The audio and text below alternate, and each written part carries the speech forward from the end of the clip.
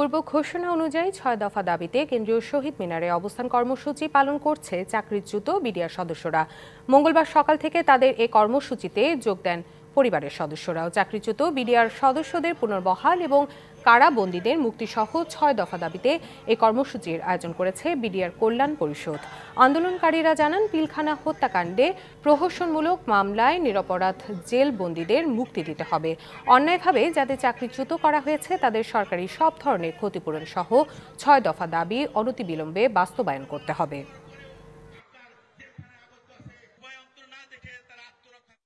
পিলখানা তৎকালীন সরকারের পরিকল্পিত একটা হত্যাকাণ্ড। ২.৫ বছর বয়সের চাকরি, সেই ছেলেকে আটক রাখছে। আমার একটাই ছেলে।